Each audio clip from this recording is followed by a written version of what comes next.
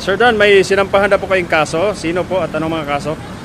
Yes, Sir Bernardo. This is a complaint in Ombudsman in violation of Section 3, Paragraph E of Republic Act 3019, Anti-Graft and Corrupt Practices, Republic Act 9, verse 7018 Thunder, Republic Act 66713, Code of Conduct and Ethical Standard for Public Officials and Employees and other applicable laws. This is complaint, mere complaint. Engineer Eduardo G. Guillen, Administrator, National Irrigation Administration; Engineer Robert C. Sugitan, Chairman, Bids and Award Committee, NEA; members of the Bids and Awards Committee, NEA; and private respondent, AGWGB Constructions and Development Corporation, China International Water and Electric Corporation Consortium, and Santa Clara International Corporation. No? This is in relation to the bidding. No? Yung details, forward ko na lang sa basa na lang. Ito.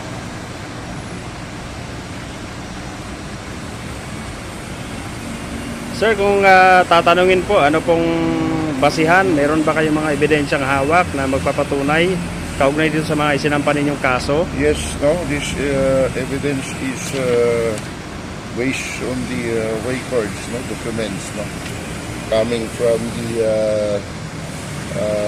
coming from the back also, no, and all documents is exhibit, no, and this is already forwarded to the Ombudsman for the evaluation. No? So I'll give you the copy na lang ng lahat ng documents so that na lang, kasi this is in in evaluation to the Office of the Ombudsman. So if ang kinasuhan po ninyo ngayon ay ang Administrator ng National Irrigation Authority, si Engineer Edgardo Guillen, at pati na rin po yung si Robert Sugitan na siya namang chairman ng Bids and Award Committee, kasama na rin po yung tatlong mga construction companies na idinawit sa kaso. At ang mga kaso po na isinampan niyo ay Graft, Anti-Graft and Corrupt Practices Act, no?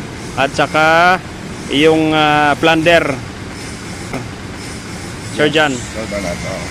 Bigay na lang natin yung copy para basahin na lang ng ating public information. So meron pa po bang another next move po ninyo? Meron ba kayong mga request para po sa mga mamamahayag? Yes, well in fact, ano lang naman, no, kasi this is mere complaint, no, and this is subject for due process naman, no, at pasasagutin pa naman yung ating inaakusahan dito, no.